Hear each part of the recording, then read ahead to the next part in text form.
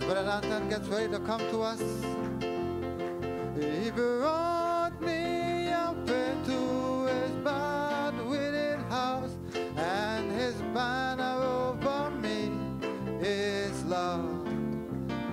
Oh, it is love. It is love. Yes, his banner over me is love.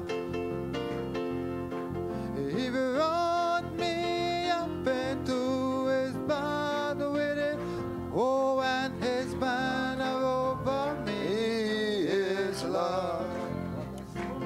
Oh, yes, love, love, yes, his banner over me is love.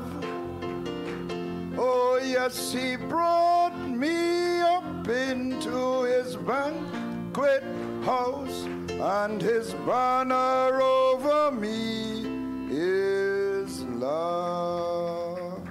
Praise God, amen, amen, amen. Hallelujah. Glory to God. Blessed be the name of the Lord. Béni soit le nom du Seigneur. Over you is love. Sa bannière sur vous, c'est l'amour, l'amour parfait. Hallelujah. You can't be lost in that love. Vous ne pouvez pas être perdu dans Glory cet to amour. God. That's the love of the atonement. C'est l'amour de Blessed l'expiation. be the name of Jesus. Béni soit le nom de Jésus. Sweeping over your soul. Et qui vient sur votre âme, Overlooking all your faults. qui regarde au-delà de vos péchés, Covering the multitude of your sins. qui couvre une multitude de The banner péchés. over you is love this morning. Sa bannière sur vous, c'est l'amour. Glory to God, amen. You may be seated, praise God. Vous pouvez vous asseoir. Thank you, song leader, Merci, musicians. conducteurs de chant, les musiciens. Amen.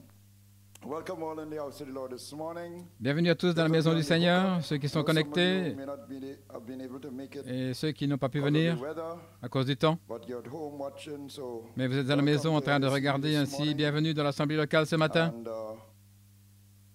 And, so I'd like to really give us a general special thanks Et je veux remercier to spécialement all the officers and all the helps à that tous les were officiers, tous made ceux qui last ont aidé weekend possible, pour the weekend we had. le week-end Amen. passé et quel week-end nous avons eu.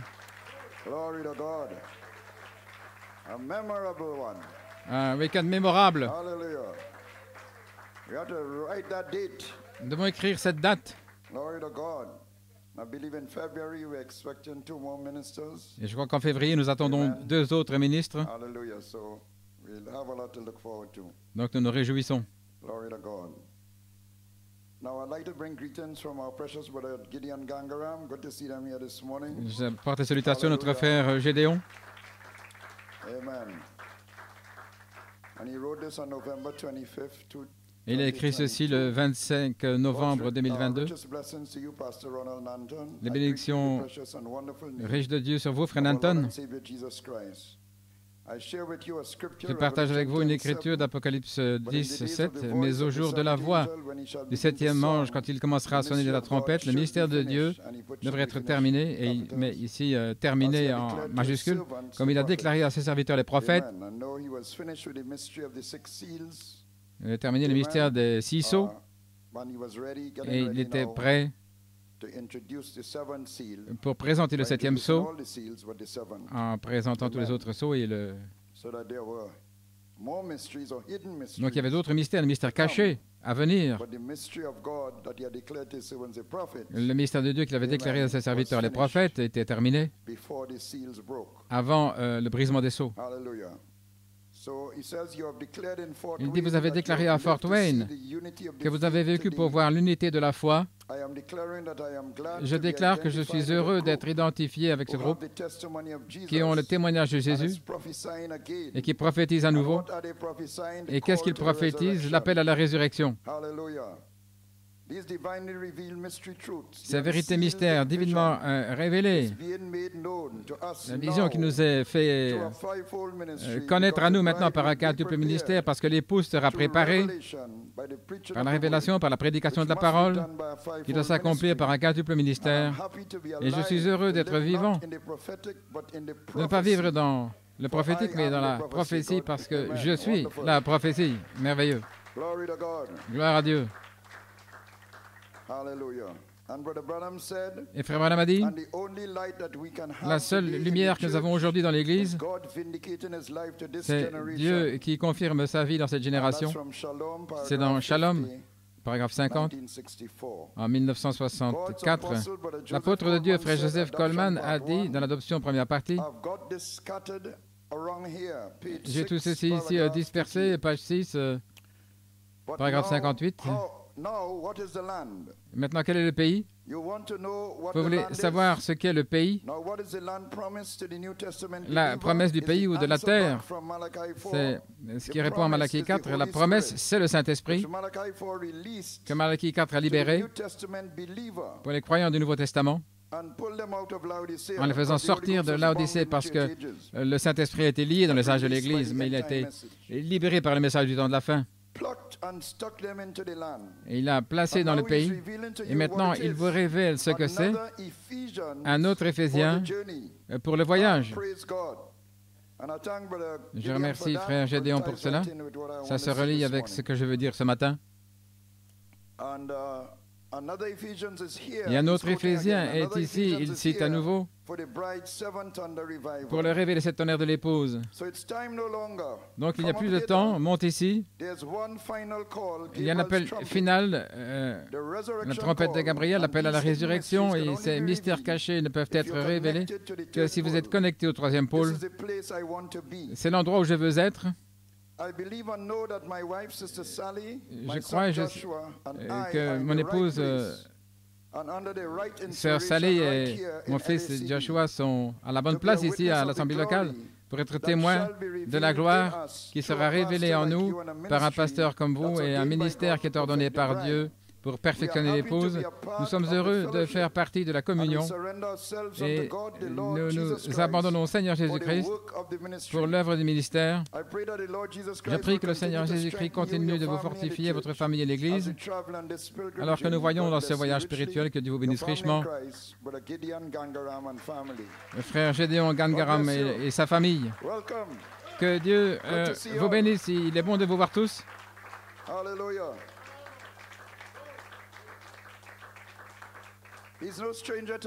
Il n'est pas un étranger pour nous. Il faisait partie de l'Assemblée locale dans les années passées. Ça me rappelle aussi que Frère Micah a donné une petite note après le week-end.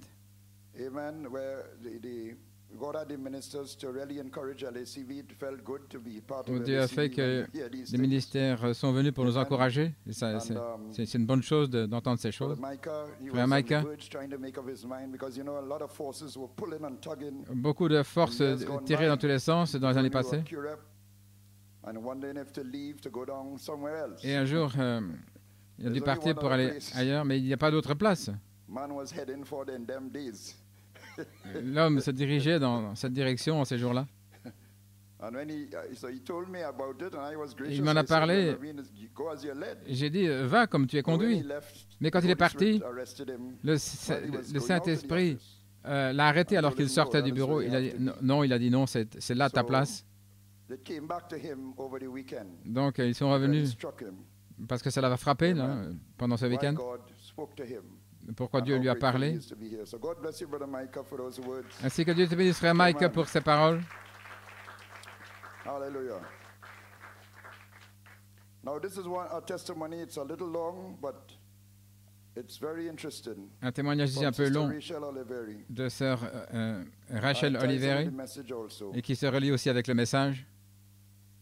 Amen. So she wrote this on the 24th of November. Elle a écrit ceci le 24 novembre. Le week-end du 19 et 20 novembre était plus que merveilleux. Je suis reconnaissante pour les messagers de la résurrection qui sont venus chez nous ce week-end. J'ai vu l'amour de Dieu pour son épouse comme jamais auparavant. Sa bannière sur nous, c'est l'amour, qu'il nous tire en lui-même pour vouloir et faire ce qu'il veut accomplir en nous. Frère Goïko a parlé des noces de l'agneau qui prennent place sur la terre, et dans l'enlèvement, nous allons au souper des noces. Ceci m'est venu personnellement. Pendant la semaine, je méditais sur cette écriture d'Apocalypse 19, 7. Réjouissons-nous et donnons-lui l'honneur, car les noces de l'agneau sont venues et sa femme s'est préparée. J'ai commencé à parler à ces noces et j'ai commencé à chercher ce qu'est la cérémonie juive traditionnelle. J'ai regardé aussi dans Éphésiens 5, les Écritures parlent du mariage d'un homme et d'une femme comme un grand mystère, de la relation entre Christ et l'épouse. Un auteur a dit qu'il n'y a pas d'occasion plus joyeuse que celle d'un mariage juif. Il n'est pas étonnant que les Écritures disent « Réjouissons-nous, soyons heureux et réjouissons-nous ». Je vois pourquoi les saints endormis tout comme nous, qui sommes vivants, ne pouvons rien de faire de moins que de louer le Seigneur avec de grandes voix. La première partie des noces, ce sont l'engagement, les fiançailles qui duraient 1 an. Et pendant ce temps-là, l'époux préparait une place pour son épouse alors que l'épouse se préparait sur sa préparation personnelle, vêtements, lampes, etc. Avant la cérémonie du mariage, les fiancées juives s'immersaient dans le mikvah, un bain rituel de purification dans une eau courante. Pour moi, cela représente Éphésiens 5, 26, comment Christ a aimé l'Église afin qu'il la sanctifie et la purifie par le lavage de l'eau par la parole. C'est votre mikveh. Et sous cette parole, les mystères cachés. Mais nous le disons hautement et clairement, nous sommes là sous les mystères cachés, lavés par l'eau de la parole. Ce qui est notre mikvah. Alléluia. Gloire à Dieu. Nous avons eu un mikvah. Ça, c'est bon. Les mariages traditionnels juifs se placent à l'extérieur avec une canopée qui couvre l'épouse et l'époux. Et frère Coleman se fait référence à la venue du Seigneur, la voix de l'archange, comme étant recouverte d'une tente, la canopée de la vie. Et ça me ramène à une réunion de prière que nous avons eue à Port d'Espagne il y a plusieurs années.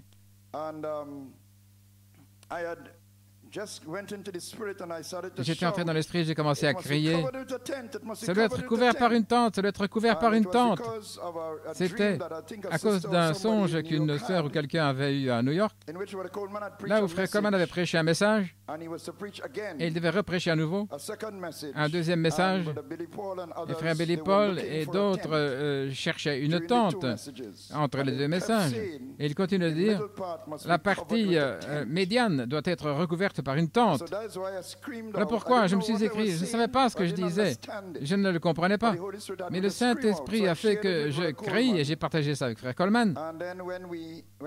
Et lorsqu'il a pu me parler, il a dit qu'il voulait savoir la signification du songe recouvert par une tente, la partie médiane qui doit être recouverte par une tente. Donc il a dit, est-ce que tu sais ce qu'est la partie médiane?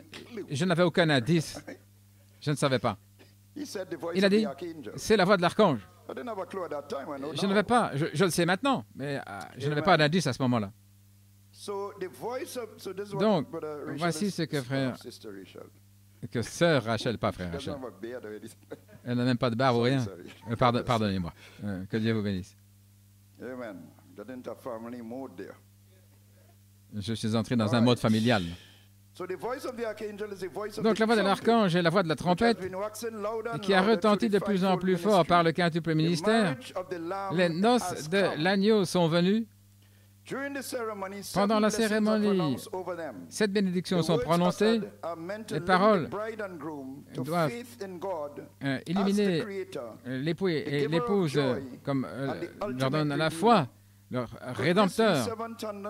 Est-ce que ces 7 tonnerres faisant entendre leur voix à ce groupe? Parce que 7 bénédictions sont prononcées là, sous la canopée. Et frère Coleman appelle la tente la canopée de vie. Et c'est là, nous sommes placés sous le 7e sceau. La vision de la tente est le symbole pour être placé là sous la canopée de la vie. Donc l'épouse est là, un mikvah, un bain. Et puis elle est placée avec l'époux sous la canopée de la vie, la tente, pour la couvrir dans la voix de l'archange. Oh, doux Jésus. C'est le ministère de la voix de l'archange. Où suis-je?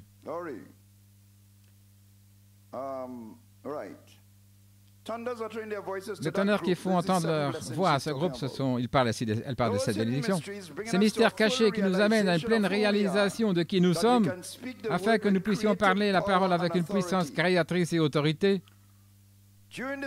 Pendant la cérémonie, le vin et l'épouse se purifient par le jeûne le jour avant et c'est brisé avec le premier verre de vin sous la canopée. Nous ne réjouissons pas de la parole, mais de la révélation de la parole. Et cela apporte la stimulation. Le vin est aussi associé avec la sanctification de l'époux et de l'épouse l'un envers l'autre. Nous ne pouvons connaître Dieu que par révélation. Il se révèle à l'épouse. Finalement, l'époux donne un anneau à l'épouse et selon la tradition, c'est écrit avec les mots « Moi je suis à mon bien-aimé et il est à moi ». Tout ceci se fait sous la canopée, la partie médiane. Oh, sa bannière sur moi, c'est l'amour. Alléluia. Je deviens religieux. Après la cérémonie, l'époux et l'épouse sont amenés dans une chambre privée où ils sont laissés seuls pour consommer le mariage. C'est ainsi qu'ils l'annoncent à leurs amis et à la famille qu'ils sont maintenant mari et femme. L'union physique, la consommation du mariage. J'ai commencé à me réjouir parce que je pensais à la petite chambre, le lieu de prière où il a dit « Je te rencontrerai là ».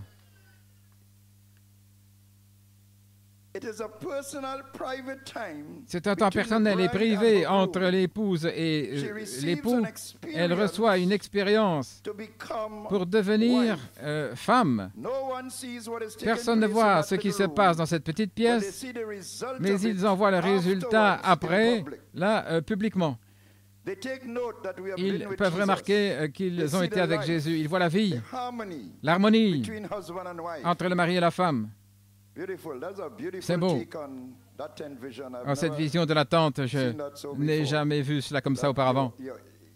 Le mariage qui est consommé dans la petite pièce, et le public ne sait rien de ce qui se passe. Ce qui se passe là, je ne sais pas. Tout ce que je sais, c'est que j'étais assis, j'étais fiancé et maintenant je suis femme. Alléluia.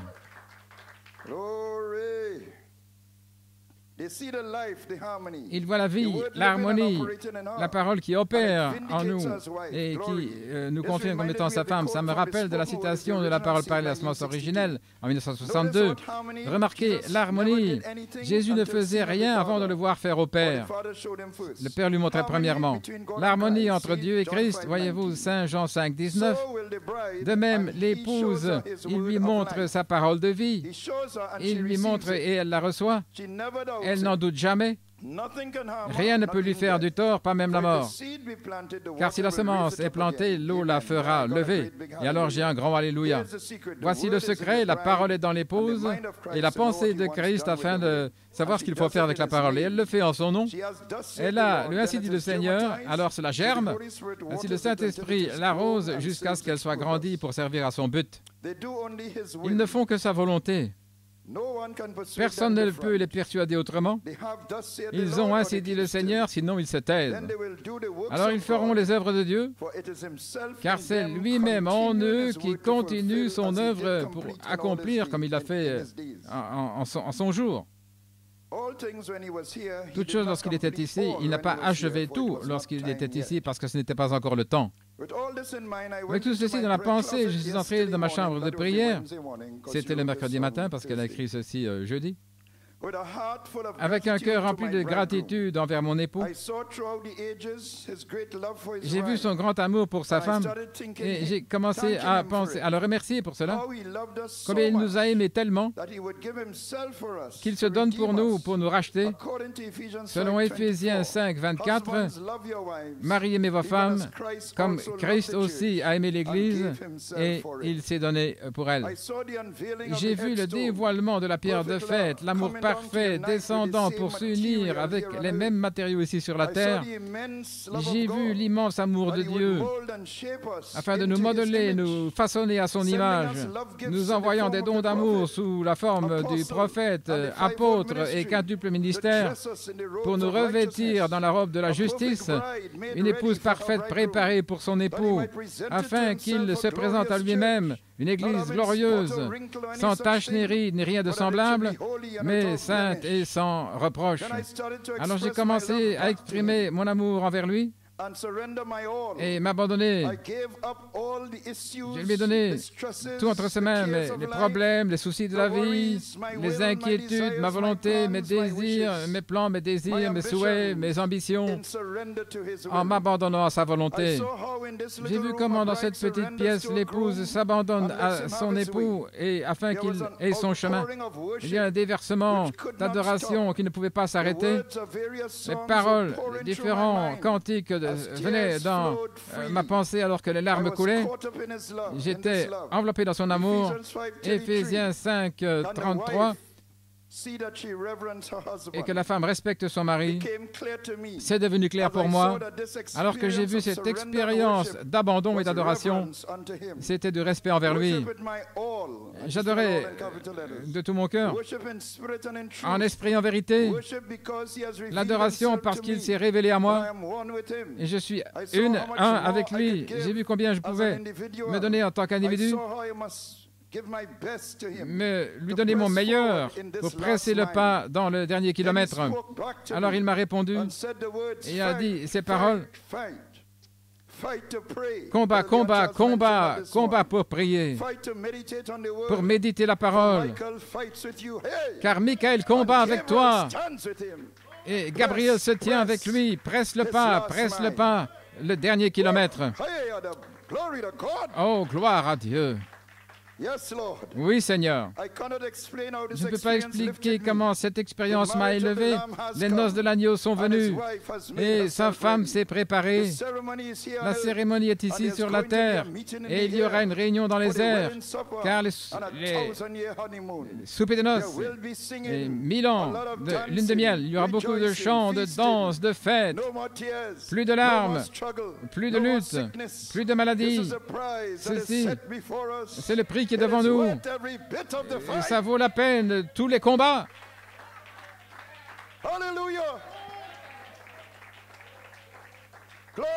Gloire à Dieu. Un messager de la résurrection.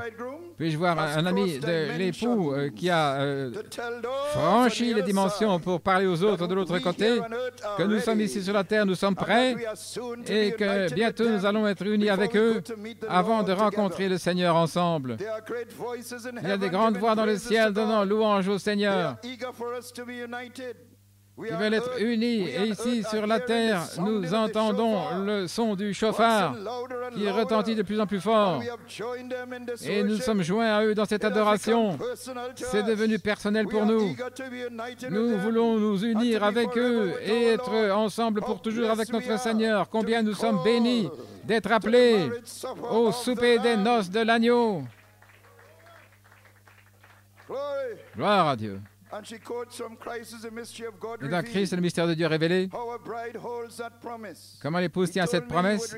Il m'a dit qu'il reviendrait, je le crois, oui, pour rencontrer sa tête, son Rédempteur, son mari, son roi, son Seigneur, celui qu'il aime, son Sauveur, dans le lieu pourvu de rencontre. Il a un lieu pourvu pour rencontrer, lui, l'époux. Il ne laisse rien sur le côté. Il a l'anneau, l'identification, il a la robe qu'elle porte et le lieu pourvu pour la rencontrer, c'est dans les airs. Tout a été pourvu. Il a le souper des noces déjà préparé. Les hôtes, les invités sont... Tous les anges se tiennent. Là, ces serviteurs qui sont attentifs. Et le prophète dit « Oh, oh, oh ».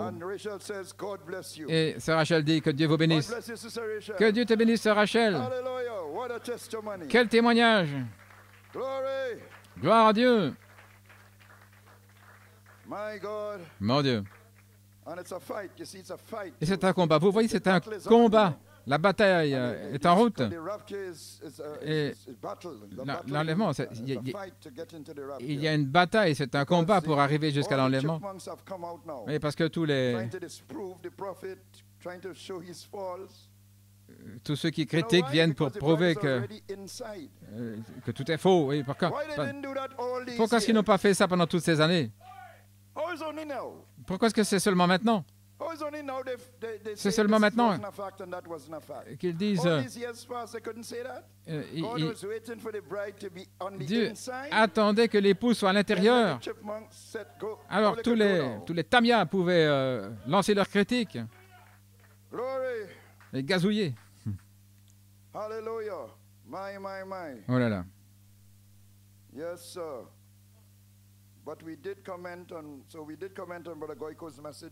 Nous avons donné des commentaires sur le message de frère Goiko. Il y a eu un hommage à cela. Et frère Tim Smith.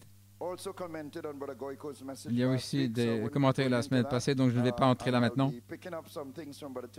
Et je vais reprendre certaines choses de frère Tim Smith. Je veux vous exhorter. Réécoutez le message de frère Tim Smith. C'est un message qu'on doit étudier. Ce n'est pas un message simplement pour sauter de joie. Je ne sais pas. Je ne vais pas dire ça. Mais je dis, vous voyez ce que je veux dire? Vous devez étudier.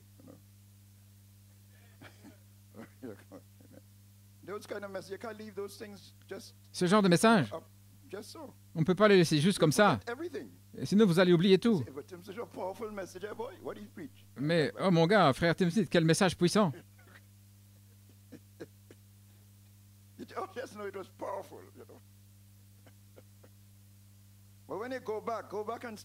Mais quand vous y revenez, étudiez-le. Ça vaut la peine de l'étudier.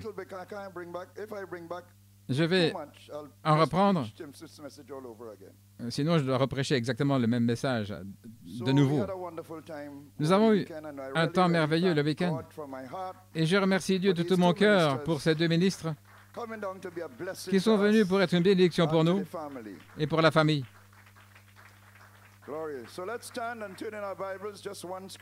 Ainsi, tenons-nous debout et prenons les Écritures, Éphésiens 1, versets 1 à 11.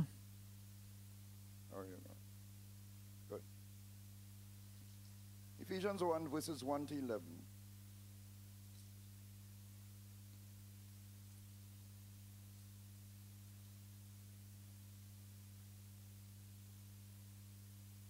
Glory to God. Reading. Paul, an apostle of Jesus Christ, with the will of God. Paul, apôtre de Jésus-Christ par la volonté de Dieu. Maintenant, les Éphésiens, c'est parallèle à Josué. Il a placé les enfants d'Israël dans les pays. Il a réparti le pays, l'héritage. C'était un pays naturel. Mais ici, voici un pays spirituel et dans lequel les Éphésiens nous amènent. C'est différent des autres épîtres, comme les Galates, qui étaient légalistes, et les Corinthiens, qui étaient un petit peu un feu sauvage, différentes choses. Mais Éphésiens, c'est là où est l'épouse. Donc Paul, apôtre de Jésus-Christ par la volonté de Dieu aux saints qui sont à Éphèse et aux fidèles en Jésus-Christ, que la grâce et la paix vous soient données de la part de Dieu notre Père et du Seigneur Jésus-Christ. Béni soit Dieu le Père de notre Seigneur Jésus-Christ, qui nous a bénis de toutes sortes de bénédictions spirituelles dans le lieu céleste en Christ. En lui, Dieu nous a élus avant la fondation du monde pour que nous soyons saints et irrépréhensibles devant lui dans l'amour, nous ayant prédestinés à l'adoption des enfants par Jésus-Christ pour lui-même, selon le bon plaisir de sa volonté, à la louange de la gloire de sa grâce, dans laquelle il nous a rendus acceptés dans le bien-aimé, en qui nous avons la rédemption par son sang, le pardon des péchés, selon la richesse de sa grâce, dans laquelle Dieu a abondé envers nous en toute sagesse et intelligence, nous ayant fait connaître le mystère de sa volonté, le triple mystère, selon le bon plaisir qu'il avait en lui-même, le but qu'il avait en lui-même, que dans la dispensation de la plénitude des temps, il rassemble en un toutes choses en Christ, celles qui sont dans les cieux et celles qui sont sur la terre. En lui, nous sommes aussi devenus héritiers, ayant été prédestinés, suivant le but de celui qui opère toutes choses, d'après le conseil de sa volonté. Que le Seigneur ajoute la bénédiction à la lecture de sa parole. Père, nous sommes à ton service. C'est ma dernière prédication à l'Église avant d'aller au Kenya. Et je demande, Père, ta grâce et ta miséricorde. Cache-moi derrière la croix rugueuse. Que ces paroles entrent dans le cœur de ton peuple. Déverse ton esprit. Nous savons que nous avons un droit de rédemption au feu de la charité. Peu importe nos faiblesses maintenant même, tu as payé le prix, Seigneur, pour le feu de la charité, pour nous baptiser du véritable baptême du Saint-Esprit. Le cantique dit, êtes-vous dans l'Église triomphante, dans l'épouse du Sauveur? Venez, soyez baptisés dans le corps et demeurez-y toujours. Oh, par un seul esprit, nous sommes tous baptisés dans un seul corps. Et nous trouvons notre place en Christ, qui est confirmée là. Et ton chemin ce matin, Seigneur, je prie que tu te déverses dans le nom de Jésus. Déverse-toi sur les cœurs assoiffés et rends nos cœurs assoiffés s'ils ne le sont pas. Accorde le Père dans le nom de Jésus. Amen et Amen. Vous pouvez vous asseoir, gloire à Dieu. Mon titre, la place en Christ, le temps de l'adoption, c'est simple. Mon sujet de retour en Éden et mon inspiration, la bannière sur moi, c'est l'amour. Dans Christ et le mystère de Dieu révélé, une citation familière, la première chose, c'est que Dieu voulait se révéler aux gens. Il ne pouvait pas le faire comme le grand Jéhovah Dieu qui couvre l'espace, le temps et l'éternité. Il ne pouvait pas le faire. Trop grand pour être révélé aux gens. Parce que ce serait trop mystérieux. Comment ce grand être qui n'a jamais commencé, après un cycle de milliards et de milliards, et de milliards d'années-lumière, et dans l'infini, dans l'éternité,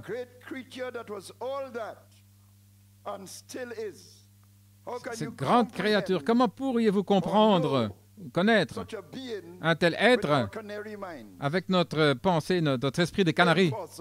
C'est impossible. Gloire. Donc il voulait se faire connaître.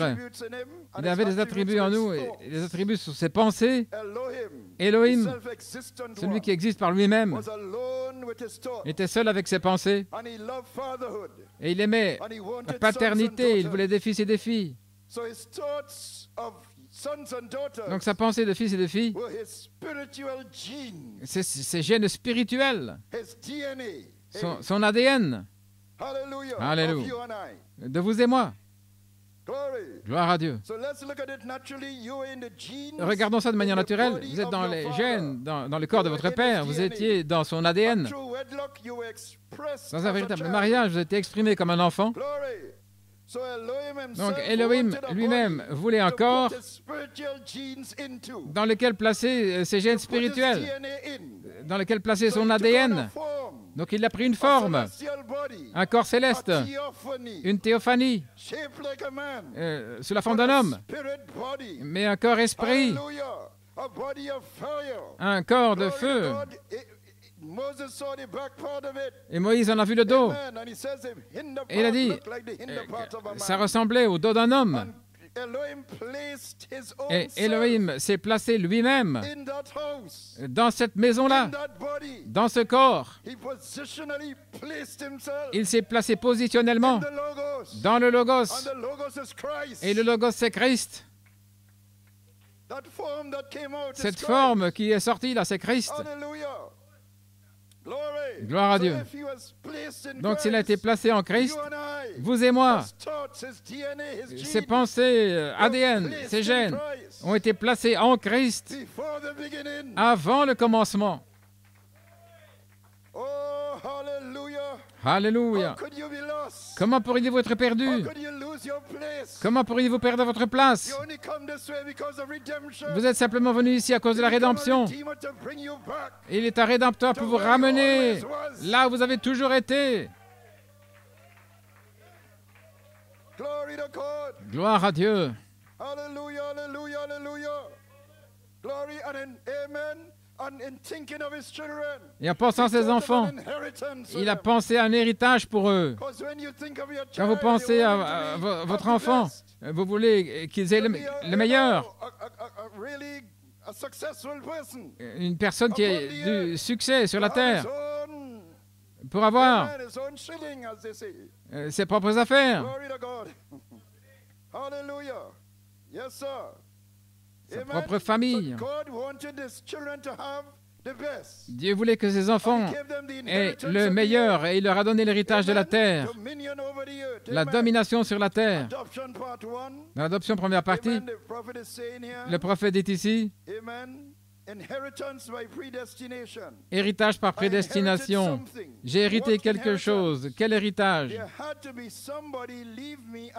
Quelqu'un devait être là pour me laisser un héritage. Vous dites, Jésus m'a laissé un héritage. Je vous demande pardon. Jésus ne m'a jamais laissé d'héritage. Jésus ne vous a jamais laissé d'héritage. Il est simplement descendu pour payer pour votre héritage. Il n'est pas venu vous donner un héritage, vous l'aviez avant.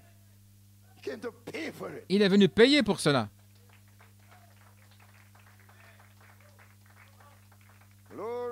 Gloire à Dieu.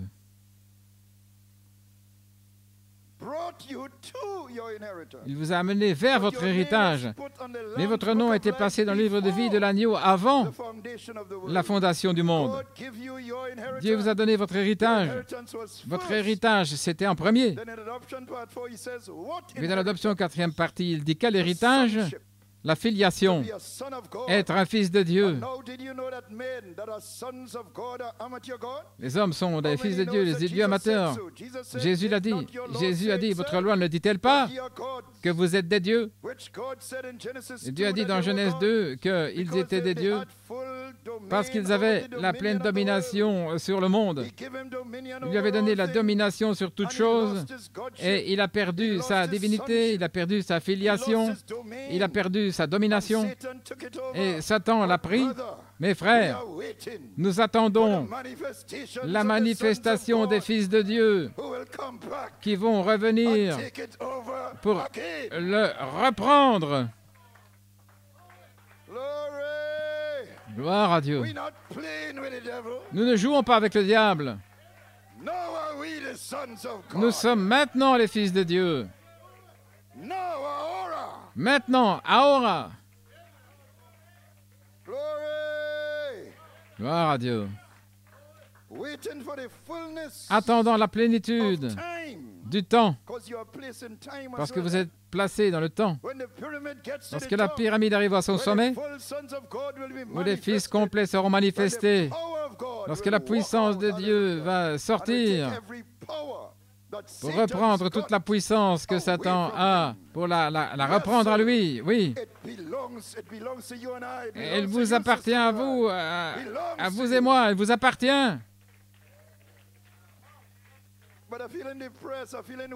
Mais je me sens déprimé. Non, rejetez ces esprits.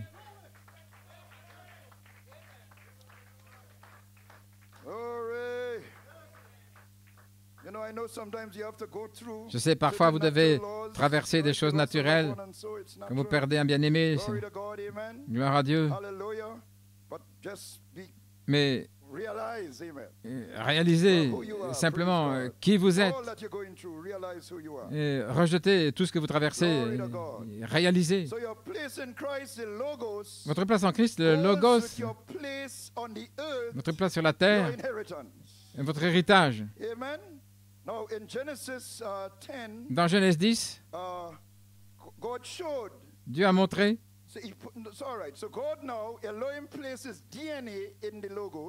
Dieu a placé son ADN dans le Logos. Il a dit, faisons l'homme à notre image, à notre ressemblance, et il en a fait un homme esprit. Donc l'ADN est entré dans l'homme esprit. Amen.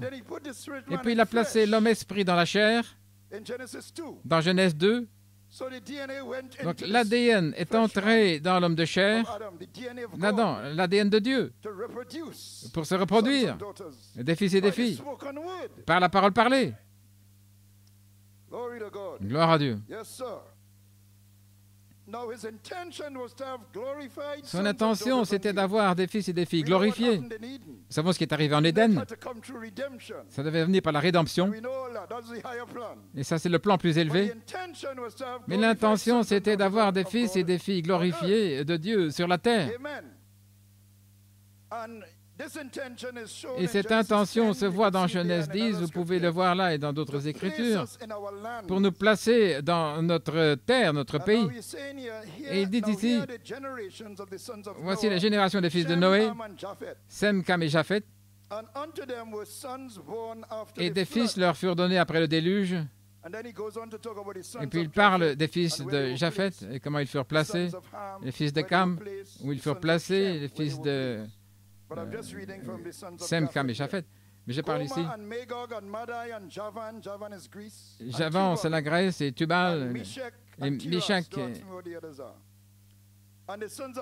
et les fils de Gomer, Askenaz, et les fils de Javan. Et Kittim, c'est Rome. Par ceci, les îles des gentils furent divisées,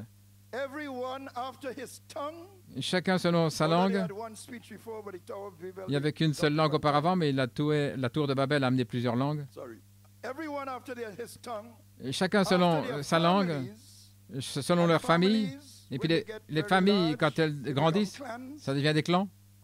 Et quand les clans s'agrandissent, ça devient des tribus. Puis les tribus, ça devient des nations. Donc il dit, selon leur famille, dans leur nation. Donc une nation est souveraine. Il parle de nation.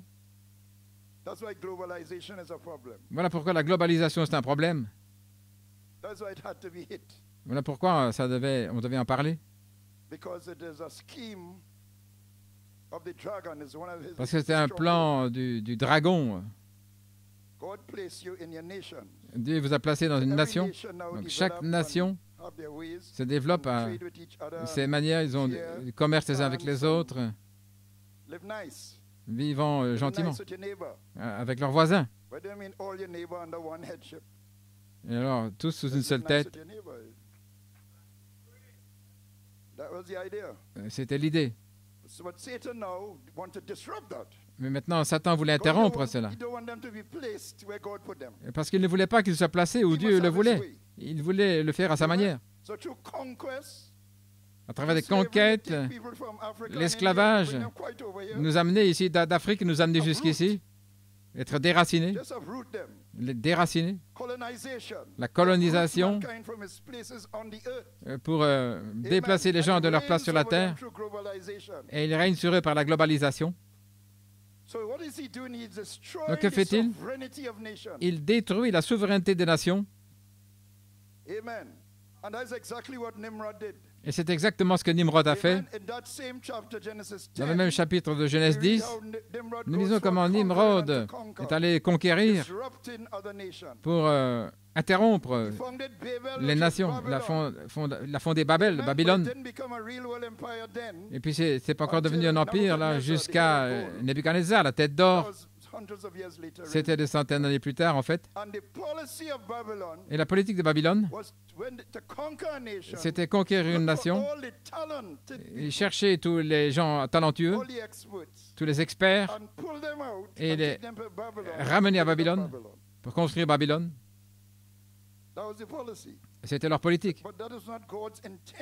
Mais ce n'est pas l'intention de Dieu, dont il est parlé dans Genèse 10, 5.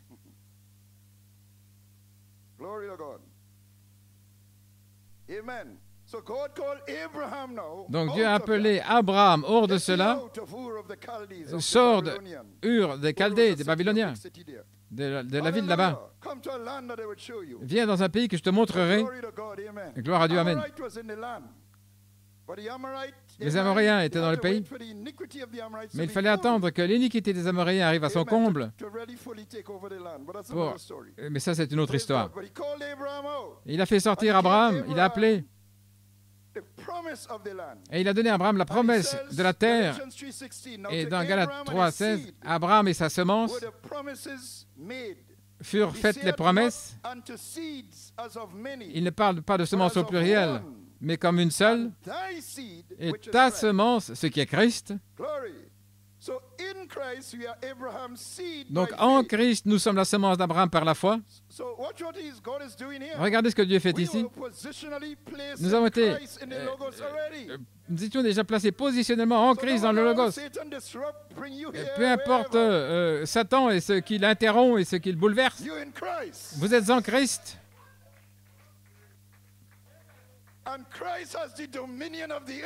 Et Christ a la domination de la terre.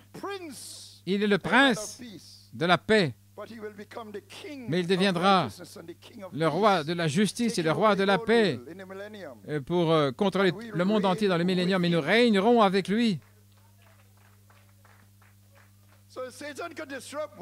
Donc Satan peut interrompre et bouleverser tout ce qu'il veut, mais en Christ nous sommes restaurés parce que nous étions déjà avant cela placés en Christ. Donc il n'y a pas moyen d'échouer. Satan est toujours en retard. Dieu est toujours avant lui.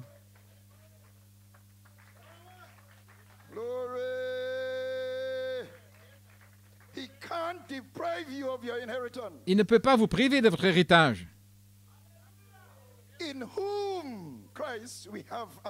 En qui, en Christ, nous avons un héritage.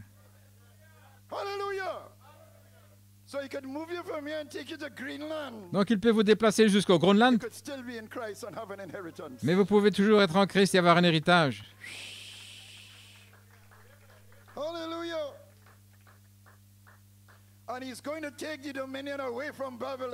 Et il va ôter la domination de Babylone, des Médo-Perses, l'empire qui a suivi, de la Grèce, de Rome, et loin de tous ces empires qui sont établis aujourd'hui. Il va ôter cela et le donner au deuxième Adam, qui est le roi des rois et Seigneur des seigneurs. Le Messie est le roi des rois, le Seigneur des seigneurs.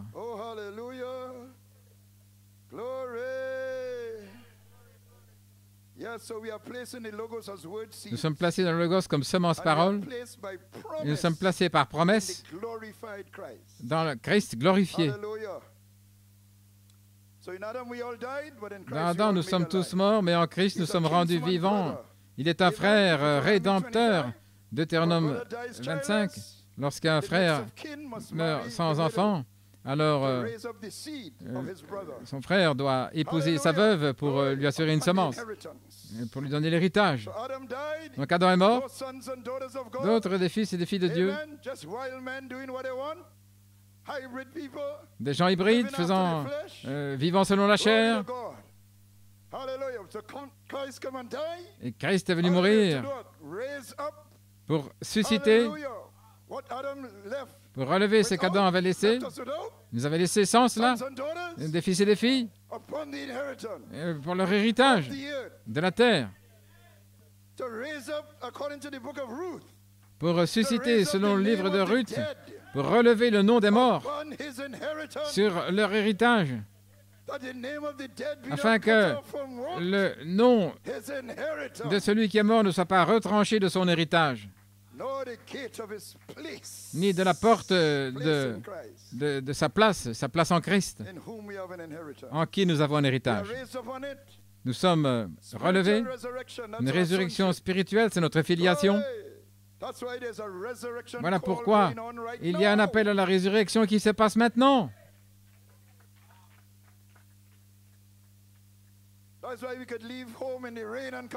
Voilà pourquoi nous pouvons quitter notre demeure dans la pluie et venir ici. Nous ne venons pas pour un rituel, pour une petite bénédiction. Nous ne sommes pas venus pour ça. Nous avons entendu l'appel, frère. Les noces de l'agneau sont venues. Et sa femme s'est préparée. J'entends le chauffard. La trompette qui retentit de plus en plus fort. Nous sommes appelés à la résurrection. Gloire à Dieu. Yes, sir. Glory to God. Yes, sir. Now what? Something kind of puzzled me. Quelque chose m'intriguait. Amen. When Israel ended up in Goshen in Egypt. Lorsqu'Israël est arrivé à Goshen en Égypte. Amen. But God doesn't deal with Israel outside of the land. Mais Dieu ne traite pas avec Israël en dehors de sa terre. Je me demandais, comment se fait-il qu'ils ont été bénis à Goshen? Parce que frère Coleman nous a enseigné que Joseph avait la bénédiction du pays, de la terre. Judas avait le sceptre, la domination. Le sceptre ne quittera pas Judas. Mais Joseph avait la bénédiction de la terre. Donc quand on met Judas et Joseph ensemble, alors cela arrive en Christ. Le sceptre, parce que vous devez avoir la domination pour avoir la terre, vous devez avoir la domination. Et vous ne pouvez pas avoir la domination sans la terre. Gloire à Dieu. Voilà ce qu'était la bénédiction de la terre dans Genèse 49. Joseph est un rejeton fertile. À partir du verset 22. Le rejeton d'un arbre fertile près d'une source, les branches s'élèvent au-dessus de la muraille. Les archers l'ont poursuivi de leur haine, mais son arc est demeuré ferme. Et ses mains ont été fortifiées par les mains du puissant de Jacob. Il est ainsi devenu le berger, le rocher d'Israël. C'est l'œuvre du Dieu de ton Père qui t'aidera, car l'œuvre du Tout-Puissant qui te bénira, des bénédictions des cieux en haut, des bénédictions des eaux en bas, des bénédictions des mamelles et du sein maternel, les bénédictions de ton Père s'élèvent au-dessus des bénédictions de mes pères jusqu'à la cime des collines éternelles. Qu'elles soient sur la tête de Joseph, sur le sommet de la teinte de celui qui a été séparé de ses frères. C'est la bénédiction de la terre. Amen. Now,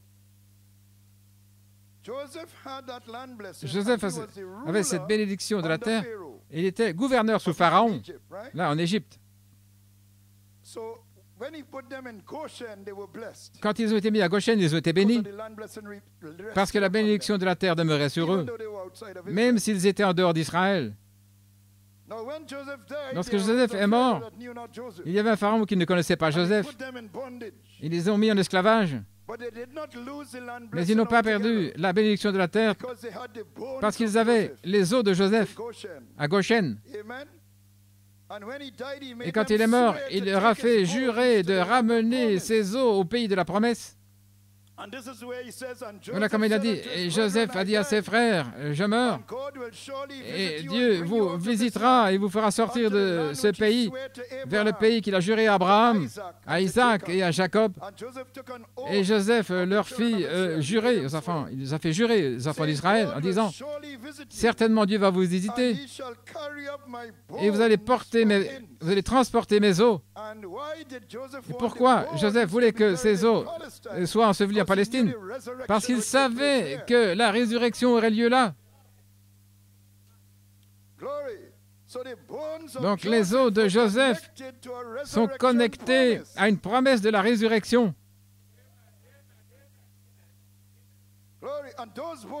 Et ces os étaient à Goshen. Donc Goshen avait encore la bénédiction.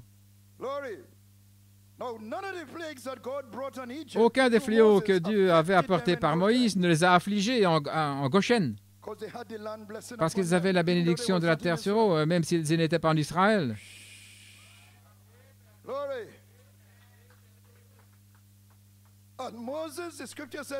Et Moïse prit les os de Joseph avec lui quand ils sont sortis. Parce que la promesse de la résurrection était sur ses os. Donc Israël était dans un appel à la résurrection, pourrait-on dire. Et certainement parce que c'était le premier exode. Et l'exode, c'est sortir d'ici par la résurrection, l'enlèvement. Mais là, c'était le premier exode d'un pays naturel vers un autre pays naturel, en type, comme ombre. Gloire à Dieu. Maintenant, le deuxième exode, c'était de la loi à la grâce, depuis des types et des ombres vers la réalité, d'une réalisation partielle jusqu'à une réalisation parfaite. Qu'est-ce que vous voyez par là, une réalisation parfaite? Dieu leur avait donné la manne du ciel pour manger. Mais Jésus a dit, « Je suis le pain vivant, descendu du ciel. » Ça, c'était la réalisation parfaite. Partielle, c'était la manne pour manger. La réalisation parfaite, c'est Jésus. C'est que ça signifiait. Lorsque la réalisation parfaite est venue, nous n'avons plus besoin de la réalisation partielle. Maintenant, je vais revenir à cela, parce que nous sommes sous Joseph Perfection, nous sommes venus là. Regardons ce qu'il y avait dans le tabernacle dans le désert, parce qu'ils sortent, mais il y avait un voyage. Ils allaient dans le pays de la promesse pour ensevelir les os de Joseph, pour ressusciter lorsqu'il apparaîtra à Jérusalem après la résurrection de Christ. Il est apparu. Ils ont vu Joseph en train de marcher.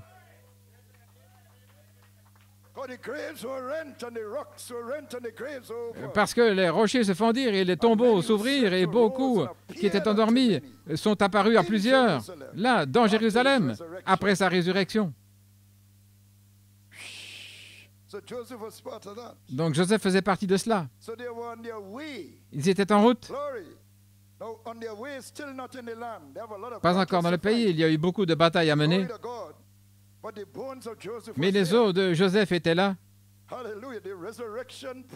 La promesse de la résurrection était sur eux. Ils étaient dans un appel à la résurrection. Ils n'avaient pas encore atteint le pays, mais ils avaient des batailles. Mais ils savaient. Ils devaient comprendre l'appel à la résurrection, et pas jouer à l'église.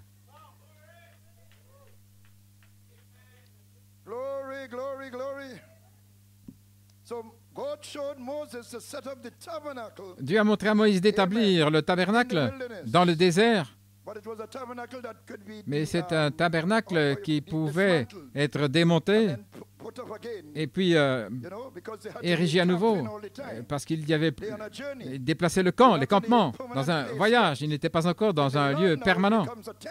Et puis dans le pays, c'est devenu un temple permanent, où il plaçait l'arche du témoignage dans ce temple. Et nous sommes dans un voyage depuis les âges de l'Église. C'est le voyage dans le désert. Et nous sommes arrivés ici, dans l'espace du Saint-Esprit. Et nous sommes édifiés avec les matériaux spirituels, de la foi à l'affection fraternelle, dans cet espace, édifié comme une maison spirituelle. Donc l'arche du témoignage, qu'elle soit dans votre cœur. Sinon, Dieu n'a pas de trône. Mais je suis en avant là sur mes notes. Oh, gloire à Dieu. J'ai dit ça pour ceux qui sont intelligents. Vous savez, dans une classe... Non, j'étais vraiment dans la moyenne, vous savez. Gloire à son saint nom.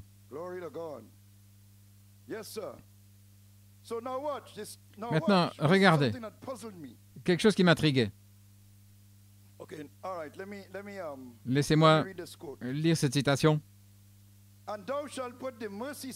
Et tu placeras le trône de miséricorde sur l'arche, et dans l'arche, tu placeras le témoignage que je te donnerai, et je te rencontrerai, et j'aurai communion avec toi là, au-dessus du trône de miséricorde, entre les deux chérubins. qui sont sur l'arche du témoignage de tous les commandements que je donnerai aux enfants d'Israël. C'était l'arche. Au sommet de l'arche, il y avait le trône. C'est là où Dieu les rencontrait. Et cette arche était dans le lieu très saint du tabernacle. Donc le tabernacle, c'est l'épouse, et le lieu très saint, c'est le cœur.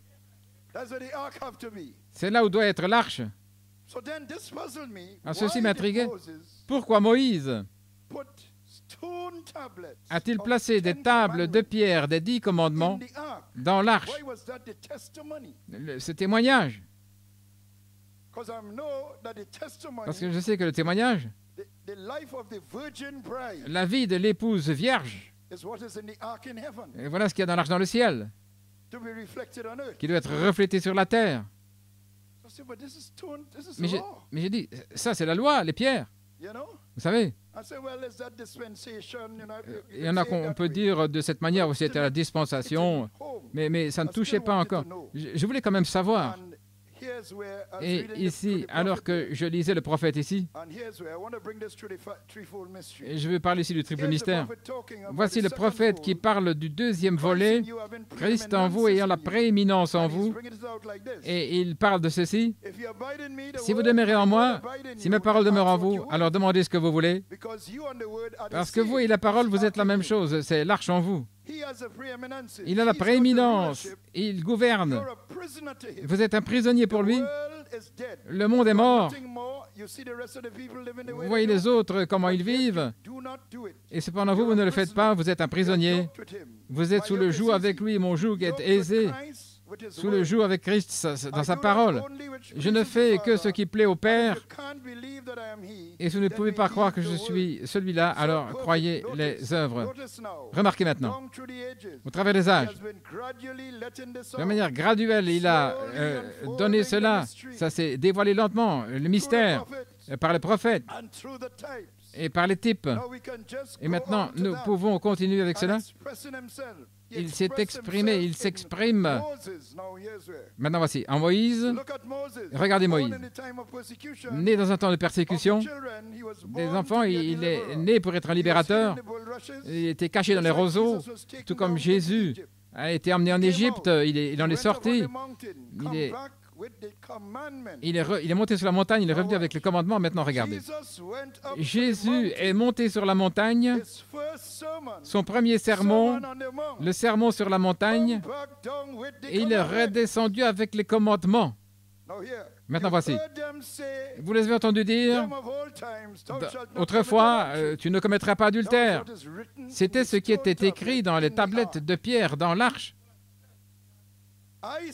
Mais moi je vous dis, quiconque regarde une femme pour la convoiter a déjà commis adultère. Et le prophète ici, dans une autre citation, vous l'avez entendu dire, de ne pas tuer. Mais je vous dis, n'appelez même pas votre frère un fou. Vous seriez coupable du feu de l'enfer. Voici le prophète, celui qui donne la loi, le législateur, un prêtre, un sacrificateur. Il est le législateur. Le sceptre ne quittera pas Juda ni la loi jusqu'à ce que Shiloh arrive. Donc juste là, il a saisi. Jésus a pris ce qui était dans l'arche du témoignage. Et il a mis maintenant cette arche dans le socle de notre cœur. Alléluia. Il ne s'agissait pas d'obéir à la lettre de la loi, mais la condition du cœur qui vous conduit à briser la loi. La convoitise d'une femme, c'est là où est l'adultère, ou d'un homme. La colère contre votre frère ou votre sœur, c'est là où se trouvent les racines du meurtre. C'est là où ça se trouve. Autrement dit, si je peux faire sortir cette personne de ma vie, là, c'est juste là, il y a un meurtre. Je ne peux pas supporter cette personne. Et ça peut être un frère ou une sœur dans votre église. Vous ne pouvez pas le supporter. Tout ça, ce sont des semences de meurtre. Comment est-ce différent de quelqu'un qui tue réellement ou qui paye quelqu'un pour le faire ou qui va chercher quelqu'un pour le faire pour eux? Quelle différence? Eh bien, frère Nanton, je ne suis pas un meurtrier. Je sers le Seigneur. Je ne peux pas supporter ce frère ou cette sœur, mais je sers le Seigneur. Eh bien, ça fait de vous un meurtrier d'église. Un beau membre d'église, décent, mais un meurtrier. C'est pas moi. C'est pas moi qui dis cela. C'est le Seigneur. Si vous dites raquin, si vous dites toi, fou, vous êtes coupable de l'enfer.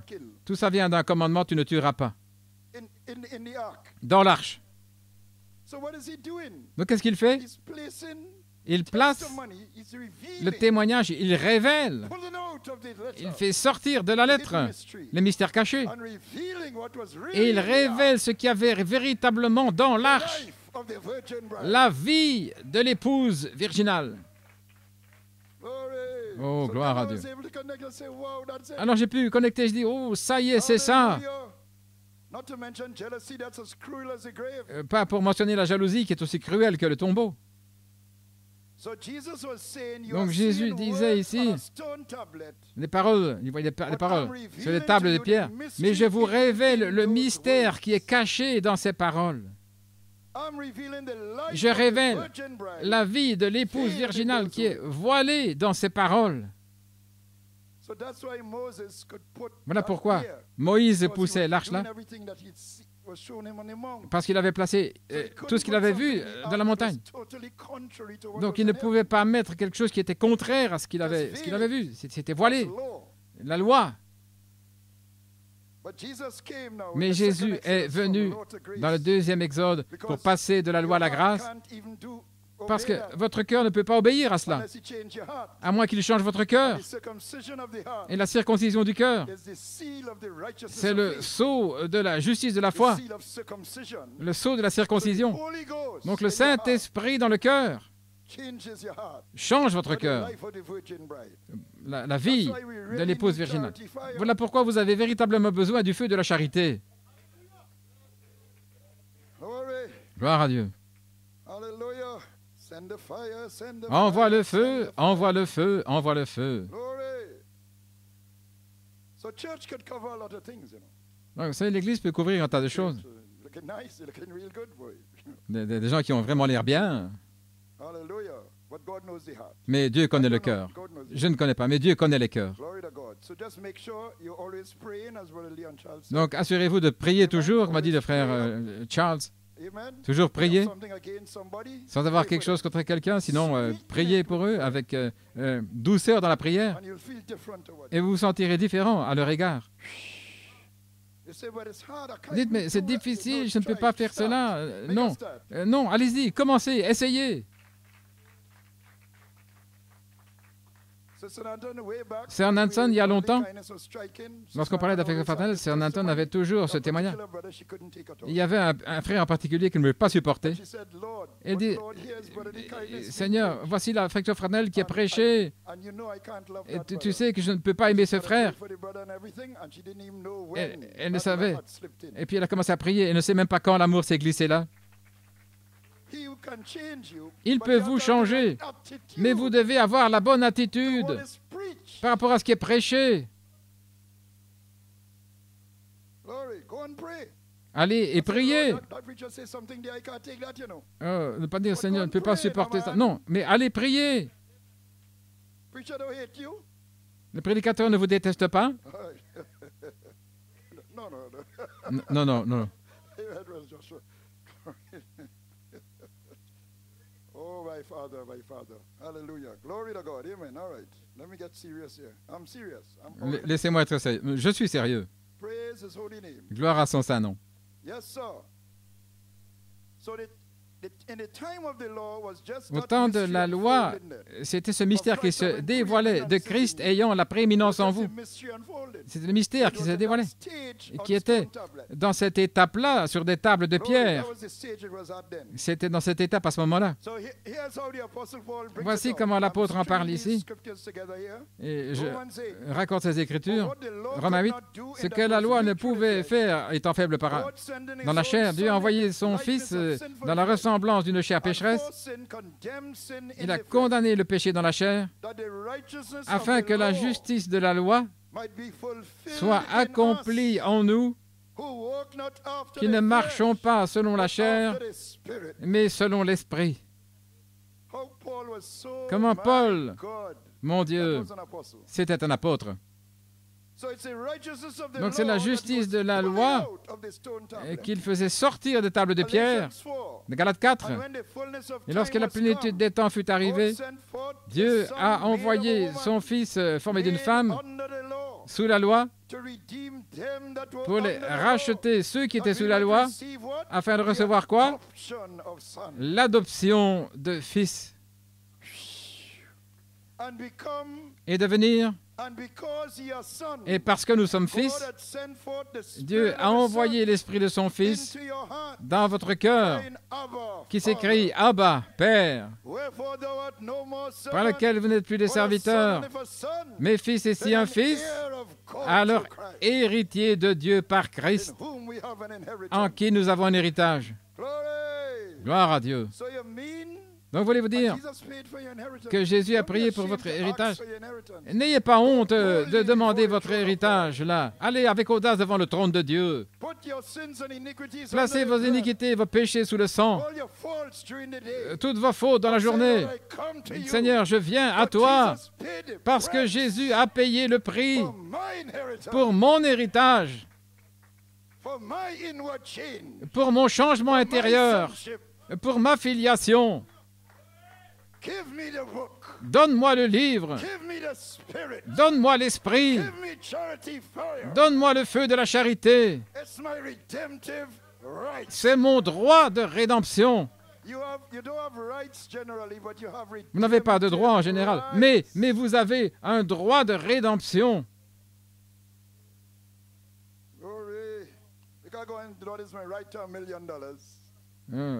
Ceux qui disent des prédicateurs idiots qui pensent à leur compte en banque plutôt que Jésus-Christ.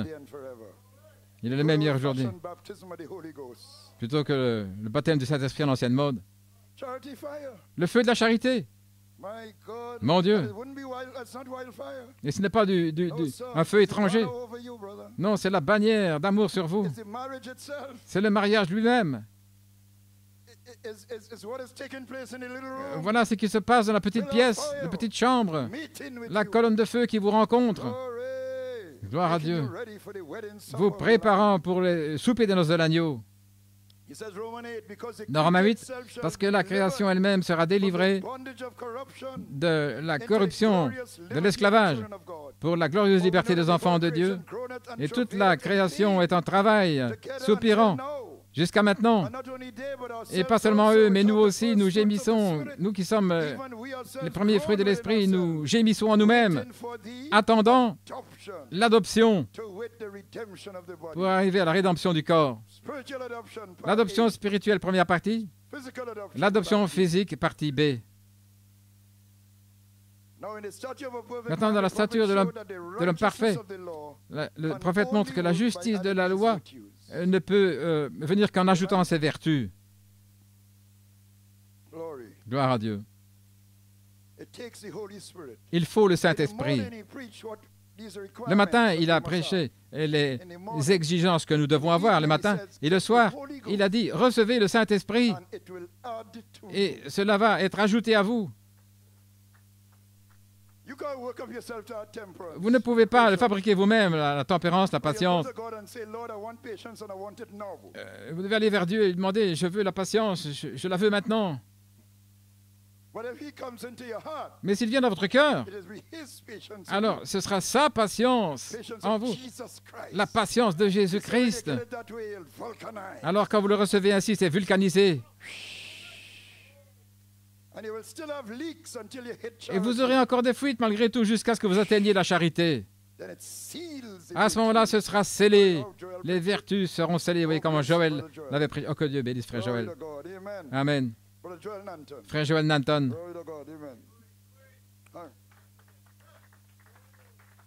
All due respect to you, Brother Rez. God, all right, praise God, I'm losing it. Praise His holy name. Louange à son saint nom. So good. So he said, get the Holy Donc il a dit, recevez le Saint-Esprit, un merveilleux et glorieux baptême du Saint-Esprit, où il y a la vertu, la connaissance, la tempérance, la patience, la piété et l'affection fraternelle, et le Saint-Esprit lui-même. Un merveilleux et glorieux baptême. Oh Dieu, réemplis-moi, Père. Oh Dieu, envoie-le. Envoie le feu, Père. Oh Dieu, fais-le, s'il te plaît. Nous te supplions, Seigneur. Montre-nous ta gloire. Oh là là. Donc, nous ne pouvons pas retourner dans les âges de l'Église pour l'ajouter, donc il nous amène ici, là, dans le pays. Et nous traversons par une commission de Josué. Parce que Josué, Moïse n'est pas entré dans le pays, n'est-ce pas? À cause des erreurs qu'il avait faites, il avait frappé le rocher 2 fois, etc. Il a dit, tu verras le pays, mais Josué va les amener à l'intérieur. C'est un type du Saint-Esprit. Et il les amène au travers du Jourdain, dans le pays. Donc, vous devez avoir quelqu'un qui a la commission de Josué pour vous faire traverser le pays. Gloire à Dieu. Et voici la commission de Josué qui est venue au prophète. Comme j'étais avec Moïse, je serai avec toi, dans ce message. Il y a environ 2 ans, j'ai vu dans la Bible, là dans la pièce, descendre et se tenir là où j'étais, et une main venue d'en haut, elle est descendue, et qui a ouvert les pages, qui a tourné, et qui est arrivée dans Josué 1, au verset 9, et en allant lentement, j'ai attendu que cette heure arrive, là où je sentirai que c'est la volonté de Dieu, que je parle concernant la chose. Et c'est en 1960, oh là là, le 11 septembre, c'est là où il a reçu la commission de Josué.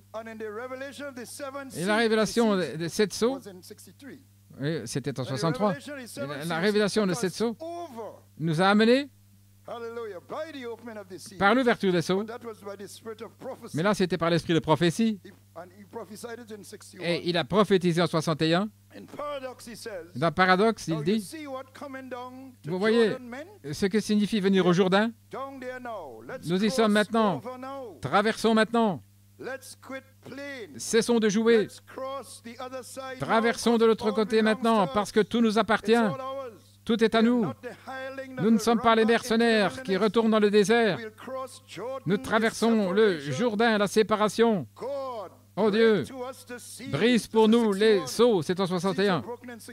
Et les sceaux ont été brisés en 63. Oh Dieu, brise pour nous les sceaux qui sont sur le dos du livre. Entrons dans ce grand lieu maintenant. Car Josué a réparti le pays aux gens, leur héritage que Dieu leur avait donné. Alléluia. Et cette commission a été reconfirmée au prophète en 1965, à la fin de son ministère. Et Frère Coleman en parle ici dans un appel à la résurrection de la 3e phase. En 2005, le 7 mai, cela retentit comme un tonnerre dans mon âme. Les 7 tonnerres sont les 7 voix des 7 âges de l'Église. Le 20 septembre, vous savez cela. Le même jour, Frère Billy Paul m'a dit que la colombe est apparue à son père sur la commission de Josué, reconfirmée en 1965, le 20 septembre 65.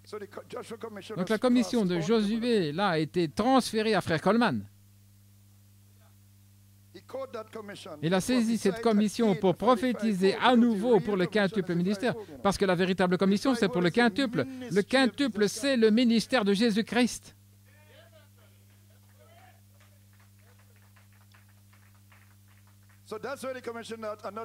Donc voilà cette commission, dans un autre Éphésiens, frère Gédéon. Voilà où se trouve la commission. C'est là où se trouve le pays. C'est là où se trouve l'héritage. Voilà où se trouve l'espace du Saint-Esprit. Alléluia.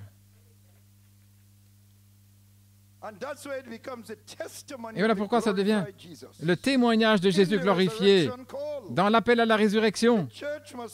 L'Église doit arriver à la perfection pour amener la résurrection. Donc c'était l'esprit de prophétie dans Frère Branham, Frère Coleman. Frère Coleman était un signe de la position de l'épouse. Gloire à Dieu. Donc nous avons traversé en 3 phases. Le temple de l'épouse est établi là, comme nous avons vu. L'affection fraternelle, la sainte décence et puis la place en Christ. La vertu de l'âge vous tire hors de Laodicée, ici, à l'intérieur, dans l'espace du Saint-Esprit. Alors le sang est sur le trône de miséricorde de votre cœur, par le pardon. Pas s'asseoir avec tout le monde, peu importe ce que vous croyez. Non, non, ce n'est pas ça. Non, non, ce n'est pas du ketchup dilué. Mais c'est le pardon.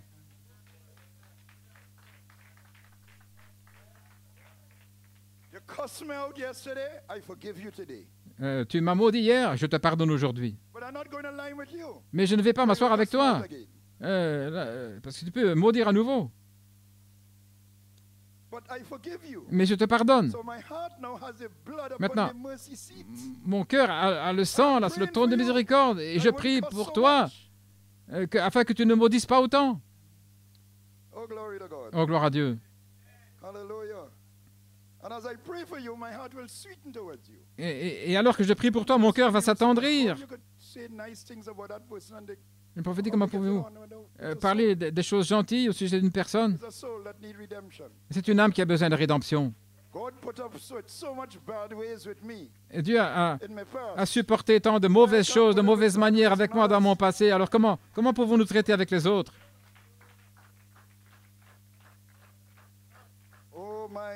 Oh là là. Gloire à Dieu. Donc la vertu de votre âge vous tire hors de la Odyssée. Et alors il y a le sang, le pardon. Vous ne voulez pas condamner la femme qui est au bar là et appeler sa destruction. Il a pris par les 7 couleurs de l'arc-en-ciel. Vous voulez la même chose pour elle. Alors vous traversez le pays. Vous traversez pour entrer dans le pays. Mais si vous appelez ceci des doctrines de démons, je ne vais pas m'associer avec vous. Est-ce que ça veut dire que je vous déteste? Non. Mais ça veut dire je tiens ferme sur ce que je crois et je m'attends. Mais je vous pardonne. Je vous aime. Je n'ai rien contre vous. Oui, ce n'est pas... Un jour, j'avais communié avec frère David Musgrove. Et je parlais de cette sorte d'affection fraternelle diluée. Il disait, oh, ça me fait penser au ketchup dilué avec plein d'eau. Vous voulez avoir du véritable ketchup? Là.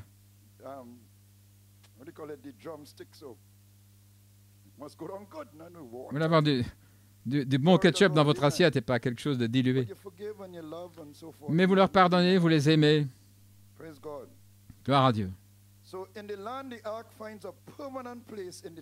Alors, dans le pays, l'arche trouve une place permanente dans le temple. L'arche était en voyage dans les âges de l'Église, dans le désert. Les créatures vivantes, les êtres vivants, conduisaient dans le voyage. C'était dans les roues, dans Ézéchiel 1. Et il y avait une roue au milieu de la roue. Et ça, c'était Christ, le mystère de Dieu révélé. Donc, le triple mystère était là, au milieu de la roue, se dévoilant dans les âges de l'Église, mais caché. Ce n'était pas connu. Gloire à Dieu. Mais quand on arrive au pays, l'espace du Saint-Esprit, pour construire une maison spirituelle, une sacrificature royale, une sainte nation, avec des matériaux de construction. Frère Coleman a dit, si vous ne voulez pas appeler ça les tonnerres, appelez ça les matériaux de construction. Parce que c'est ainsi que Dieu édifie le corps de l'épouse, dans lequel Dieu peut demeurer. Sinon, il n'a pas de trône. Je dis ceci dans un but. Je ne serai plus très long. Donc, que faisait-il? Il ramenait l'Église vers l'arbre de vie.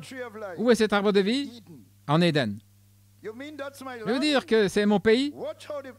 Regardez comment le prophète place Éden, ce qu'est l'Éden. Christ, le mystère de Dieu révélé. Il est le premier fruit de la résurrection. Regardez. Alors qu'est-il? Il est la tête du corps, ce qui est son Église épouse. Alors, le corps de l'épouse doit suivre la tête, car cela fait partie de sa résurrection au sommet. Le mystère. Il est impossible qu'elle ne parte pas. Oh là là, elle fait partie du mystère de Dieu, comment Dieu s'est révélé ici. Et il la ressuscite par la parole. Donc il révèle son Église et il la suscite par la même parole. C'est une partie de son triple mystère. Comme la tête est sortie du tombeau, ainsi le corps doit le suivre de retour en Éden. Là où la tête de la famille, l'homme, le mari, l'époux, le corps doit suivre parce qu'il est la tête et la tête est révélée et revient avec la vie éternelle et le corps doit suivre cela parce que c'est mari et femme à nouveau. De retour en Éden. C'est l'union du corps avec la tête. Correct? Nous devenons un ici. Et vous êtes de retour en Éden. C'est le retour en Éden, c'est ce qu'il dit là. Aussi longtemps que vous êtes enceinte avec la même parole que son corps, lorsque vous prenez la parole, pas les credos, mais la parole. Gloire à Dieu. Donc ici maintenant, donc l'épouse arrive là, et Elohim dans le Logos, en Christ, déverse son ADN dans le corps de son épouse. Parce que le corps de l'épouse est édifié ici. Donc l'ADN était dans les pensées d'Elohim, c'est entré dans le Logos, dans l'homme esprit, dans l'homme de chair, mais c'est en Christ. Et lorsque Christ vient pour s'unir avec son épouse, il déverse en elle pour la reproduction. Donc la bannière sur elle, c'est l'amour. Il l'a amenée dans la salle du banquet. Gloire à Dieu. Il l'a amenée dans sa chambre. Alléluia. Les noces de l'agneau sont venues et sa femme s'est préparée. Et je vais enfoncer le clou ici en venant derrière le message de frère Tim Smith avant de terminer. Donc ça veut dire que ici, Elohim a son trône. Dites, mais je pensais que Dieu était sur le trône du corps de frère Branham et de frère Coleman. Oui, c'était le cas. Amen. Mais son véritable trône est dans le temple, ce qui est l'épouse. C'était des précurseurs, pourrait-on dire. Faisait partie de l'épouse, mais néanmoins, c'était des précurseurs. Mais lorsque l'épouse arrive là, ce qui s'est passé tout ce temps-là, l'agneau avait quitté le trône du Père et il a pris une marche royale vers son propre trône, dans l'épouse. Et voilà comment l'histoire.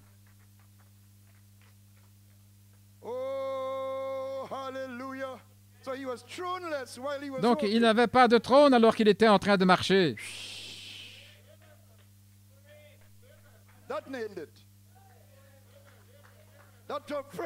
Oh, ça vient de tomber fraîchement. Alléluia. Oui. Son lieu de demeure, son temple, c'est le corps de l'épouse. C'est là où il s'assied sur son trône lorsqu'il prend sa grande puissance pour régner, et nous régnons avec lui. Les caméras sont toujours là.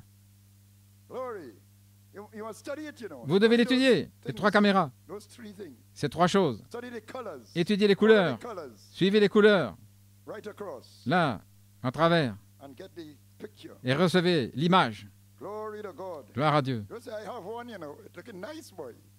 Oh, j'en ai... Non, étudiez cela, étudiez-le. Oh, gloire à Dieu.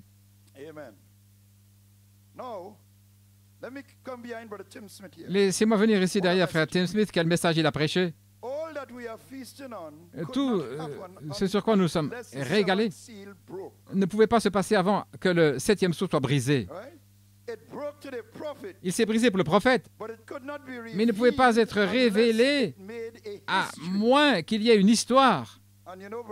Vous savez que frère Blewett en a parlé en août 2021. Le sceau doit avoir un symbole, doit avoir une histoire, une parole. Le sceau doit avoir une vision. Et la vision, c'est la vision du symbole. Donc le premier sceau, cavalier au cheval blanc, c'était une vision que Jean a eue. Et le symbole, c'était le cavalier au cheval blanc.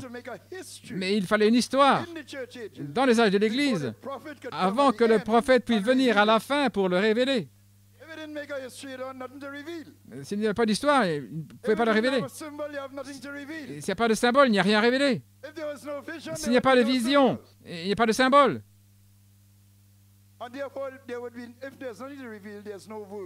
Et s'il n'y a rien à révéler, il n'y a pas de parole. Donc il fallait une vision pour le 7e sceau. Lorsque le 7e sceau fut brisé dans la Bible, il y eut le silence. Il n'y a pas de vision. Gloire à Dieu. Dieu a donné une vision au prophète, la vision de la tente. Et frère Coleman, l'apôtre, oh quel apôtre c'était! Il a dit, c'est ça la vision, c'est le symbole du 7e sceau. Gloire à Dieu.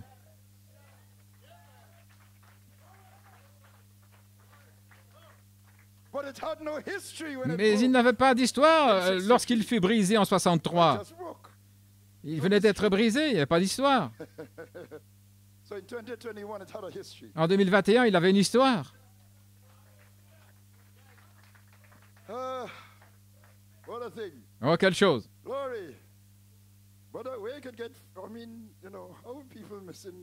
Comment les gens peuvent manquer ça? Je ne sais pas. Gloire à Dieu. Et l'histoire a mené la vision et tout. Donc l'apôtre nous a enseigné que la vision du 7e sceau, la vision de la tente, et frère Blewett maintenant a pu reprendre l'histoire de la chose. En août 2021, et frère Tim Smith a rendu hommage à ce message. Quand il fut brisé pour frère Coleman, les 7 tonnerres ont été révélés. Ça a été brisé pour frère Coleman. Très bien. Et c'est la première partie du 7e sceau, le message du cri. Maintenant, le 7 tonnerres, c'est le cri, vous savez. La première partie, c'était la venue du Seigneur. Le cri, la voix, la trompette. Le Seigneur descendra du ciel avec un cri, la voix de l'archange et la trompette de Dieu. Et les morts en Christ ressusciteront. Le cri, c'était le message. Le premier volet du 7e sceau. Et la voix est le deuxième volet. Lorsque les tonnerres furent révélés, c'était le cri. Et après 9 années, les fruits sont arrivés. Et c'est là, frère Tim Smith a dit que c'était le brisement du 7e sceau en 1983 pour nous. Nous ne savions pas. Ça a été brisé, ça a libéré la puissance et cela nous a affectés. Il y a eu de puissants témoignages qui sont sortis de 83 et j'ai eu ma part. Quelque chose a éclaté. Une puissance est sortie pour une naissance. Mais nous n'avions pas l'entendement parce que nous n'avions pas encore toute l'histoire. Oh, gloire à Dieu, amen. Maintenant, OK, j'arrive quelque part. La 9e année après les tonnerres en 83, la puissance fut libérée pour une descence. Et frère T. Smith a identifié cela comme le brisement du 7e sceau. Pour nous, ce réveil a commencé où? À Fort Wayne, en Indiana. En fait, le ministère de l'Écho a commencé à faire, de frère Coleman a commencé là, dans les commentaires en 2010. Le message de l'ange, Apocalypse 18, 4, c'était l'Écho. Quand l'écho a-t-il commencé? Apocalypse 18, 3, c'était le prophète. 18, 4, c'était l'apôtre. Quand l'écho a-t-il commencé? En 1975, à Fort Wayne, en Indiana. L'esprit et l'épouse disent, viens, c'était le message. Oh là là. C'est là que l'écho a commencé. C'est là que l'ange est descendu. Billy Paul m'a saisi dans la chambre ce jour-là. Il a dit, frère Coleman, ça c'était la voix de Dieu. J'ai dit, je le sais. Le prophète, le fils du prophète l'a identifié comme étant l'ange, dans la voix de Dieu. C'est lorsque l'écho est descendu, là, en 75, en Indiana. Il y a quelque chose au sujet de Fort Wayne. Donc, le sceau s'est ouvert pour l'épouse à Fort Wayne en 1983. Ça a commencé là. C'était le commencement. Maintenant, frère Coleman est entré dans sa 3e phase. Après cela, après 83, et la voix de l'archange a été amenée pour être sur cette phase. Parce que je me demandais, vraiment je me demandais, Seigneur, si les tonnerres c'est le cri, quand le ministère de la voix de l'archange commence-t-il réellement? Frère Coleman, pour suivre le prophète, parce que le prophète a amené le cri. Et frère Coleman a simplement révélé ce qu'il y avait là, par les tonnerres.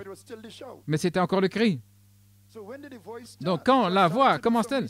Donc j'ai fait des recherches et j'ai découvert des citations.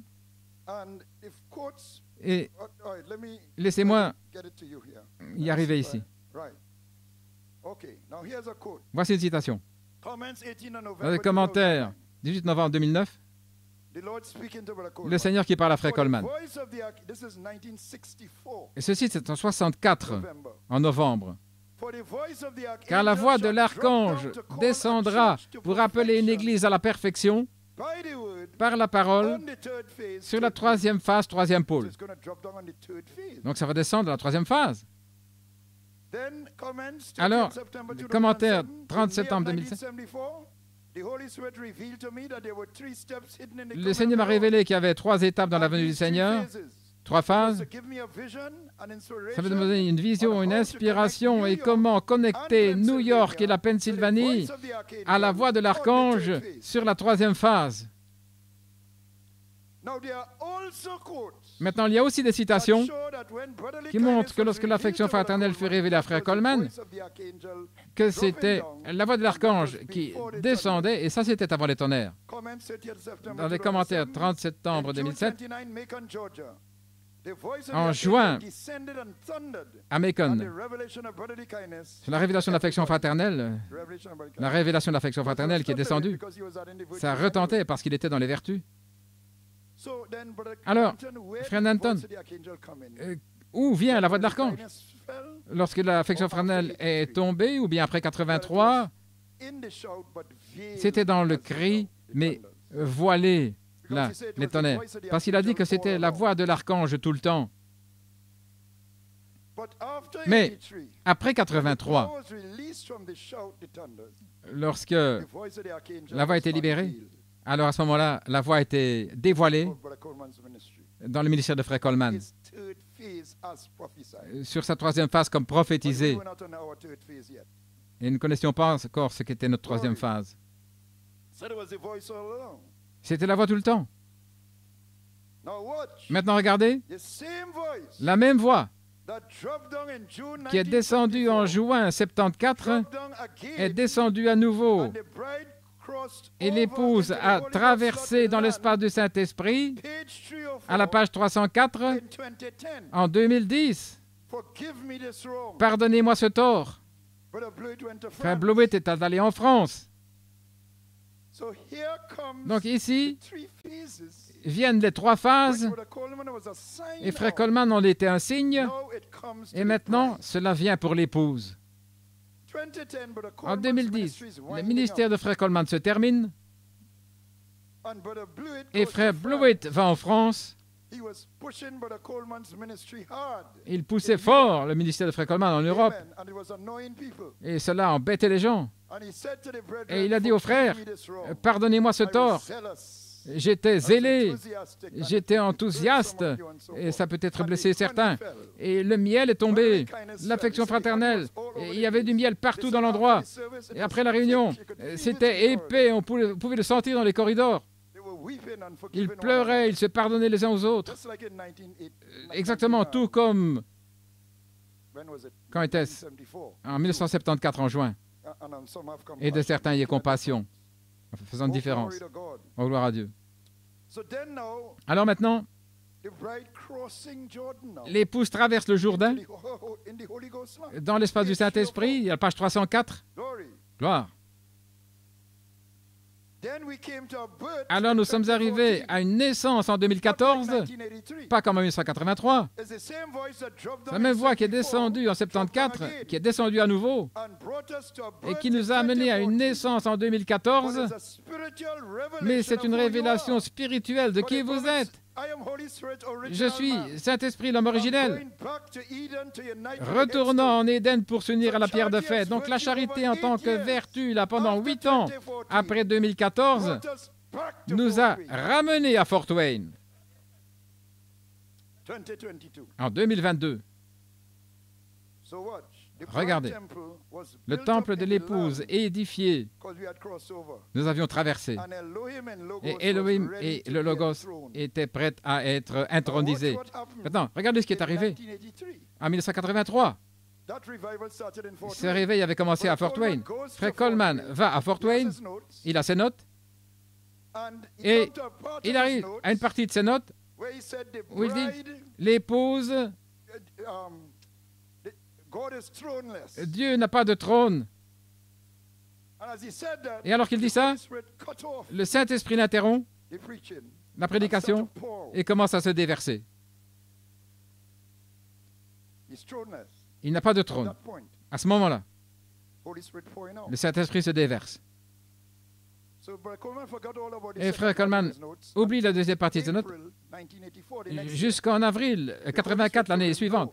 Le Saint-Esprit lui dit « Retourne dans la deuxième partie de tes notes et reprends cela. » Et là, dans la deuxième partie de ses notes, et il prêche 2 messages, l'un après l'autre, le matin et le soir. Très bien. Bien. C'était pour lui. À ce moment-là, Fort Wayne, et Fort Wayne, ce n'était pas à nous devoir aller là parce que Frère Coleman a été à Fort Wayne. Non. Il cherchait simplement un endroit pour faire une convention. C'est la meilleure option. C'est arrivé comme ça en 2022. D'accord? Et la première réunion, Frère Jason Musgrove est inspiré de parler de la deuxième partie des notes de Frère Coleman de 83. Frère Tim Smith est inspiré d'aller dans la deuxième partie des notes de Frère Coleman. La même chose. Et Frère Tim Smith, un peu inquiet, parce qu'il prend ses notes. Il dit, il prêche mon message. Donc, Frère Jason Musgrove prêche le matin. Vous vous souvenez? Frère Coleman, quand il a pris ses notes, là, le matin et le soir, son frère Jason prêche. Il est inspiré simplement de prêcher la deuxième partie des notes. Personne ne lui avait dit. Et le matin, et frère Tim Smith prêche le soir la deuxième partie. Donc maintenant, ils achèvent la Fort Wayne 2022. Cela achève ce qui avait été interrompu en 83 parce que Dieu n'était pas encore intronisé dans l'épouse à ce moment-là. Voilà pourquoi Dieu l'avait interrompu à ce moment-là. Dieu n'a pas de trône. Et puis l'Esprit s'est déversé. pour confirmer cela. Il dit maintenant, reprends les notes, parce qu'il devait prophétiser. Mais en fait, ça s'est accompli en réalité ici à Fort Wayne en 2022, où les véritables ministères, qui étaient indépendants l'un par rapport à l'autre, se sont sentis de prêcher la deuxième partie des notes, l'un le matin. Et il se fait que, comment les réunions étaient préparées, l'un le matin, le soir, c'était le même modèle. Et qui peut faire cela?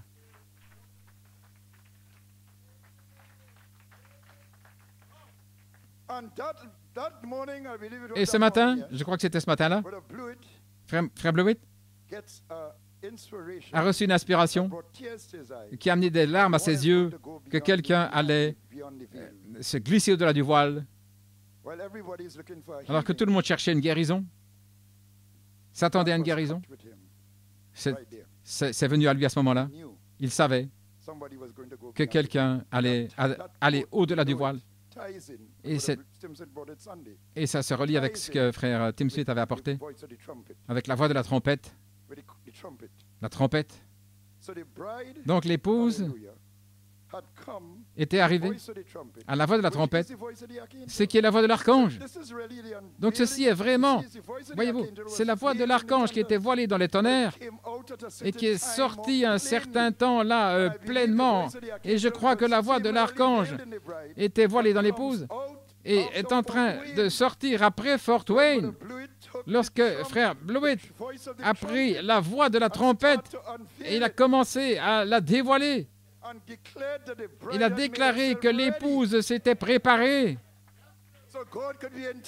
afin que Dieu soit et son trône, afin que nous puissions appeler le feu de la charité. Cela a commencé en 1983 à Fort Wayne. Mais Dieu n'avait pas encore de trône, il était sans trône. Comment se fait-il? Il revient pour achever les notes de 83. Maintenant, parce que Dieu veut s'introniser dans son épouse, parce qu'elle s'est préparée par la parole. Alléluia. Pour confirmer votre place en Christ, le temps de l'adoption. Oh là là. Gloire à Dieu. Donc pour la troisième phase de Frère Coleman, à cette époque, lorsque Dieu lui a dit de prendre la deuxième partie, mais c'était prophétique pour Fort Wayne en 2022. Donc Dieu était prêt à avoir son trône, et je termine, les musiciens peuvent s'avancer, parce qu'elle s'était préparée par révélation, le feu de la charité qui vient pour s'établir dans votre cœur, pour confirmer votre place en Christ, la glorification spirituelle, ensuite la glorification naturelle, physique. Et quelqu'un devait glisser au-delà du voile pour connecter les saints endormis avec les vivants dans la grande révélation de l'appel à la résurrection. Parce que c'est à la fois ceux qui sont endormis et les vivants qui forment le corps de l'épouse. Donc quelqu'un devait se glisser pour dire « Elle est prête !» Nous sommes prêts à être unis. Ce n'est pas simplement ceux qui sont vivants, mais ce sont ceux qui sont endormis et les vivants jusqu'à Adam. Alléluia. Le rassemblement, le rassemblement. Oh, hallelujah. Donc vous êtes placés sous la bannière de la charité, car l'épouse s'est préparée. Vous savez l'accent? Il n'a pas dit fiancé, mais la femme. C'est ce qu'il avait dit, Fred Jason Musgrove. Il a mis l'accent là-dessus. La femme, pas la fiancée. Combien nous sommes loin sur la route? Le mariage a-t-il été consommé? Pourquoi est-il permis aux démons de critiquer le prophète et d'aller aussi loin avec un tel manque de respect comme ils le font maintenant? Est-ce que l'épouse est appelée? Est-elle scellée? Est-elle dans l'arche? Est-elle en sécurité? Est-elle prête? Attendant simplement une partie de la vision prophétique du feu de la charité, qu'il tombe.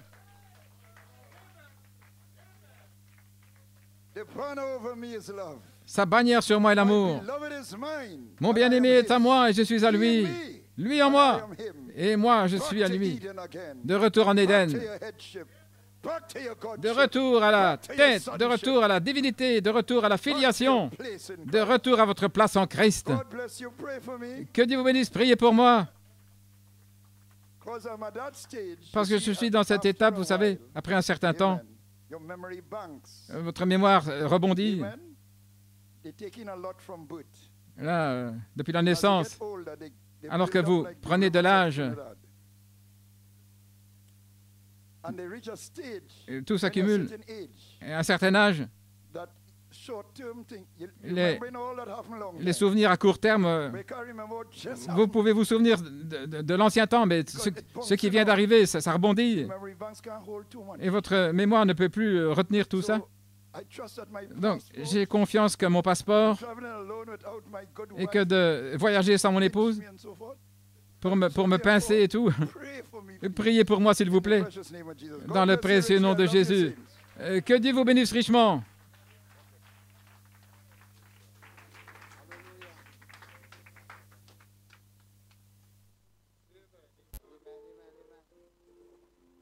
Hallelujah. Do you appreciate the word, amen?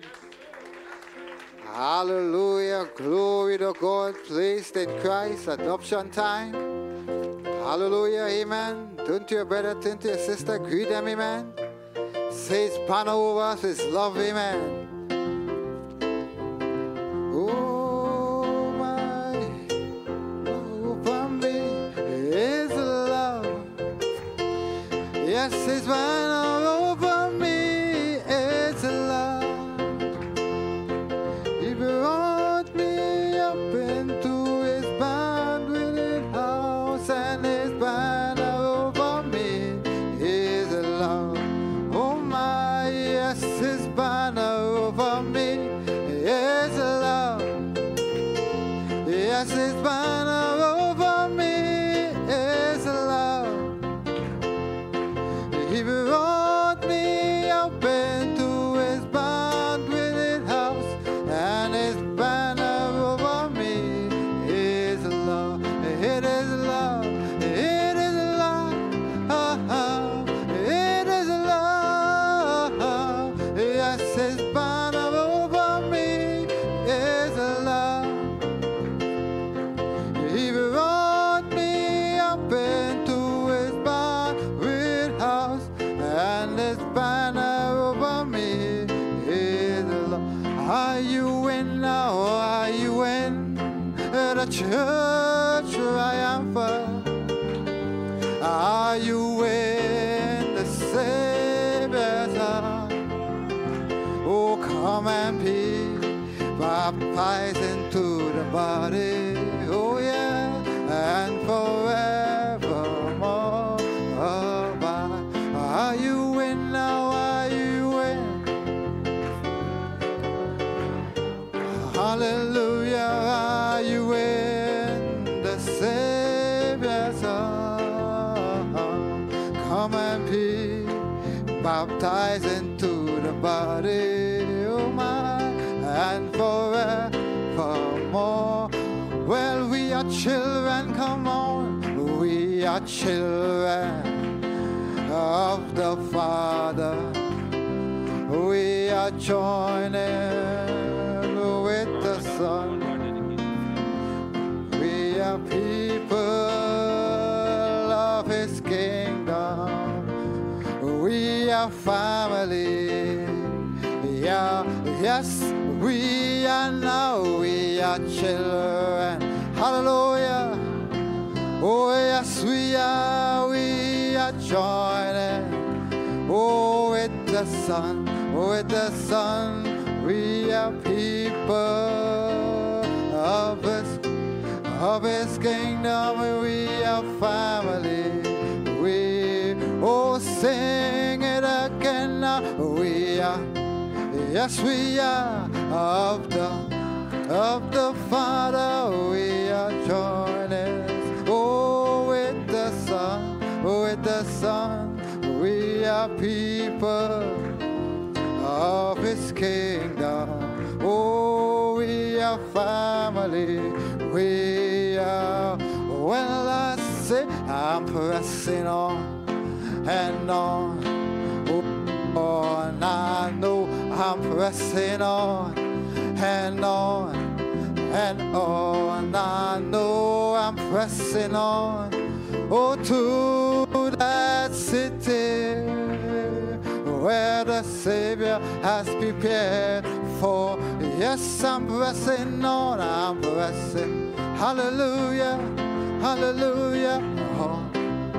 Oh, I'm pressing on and on and on. I know I'm pressing on to that city, oh, where the Savior has prepared for me.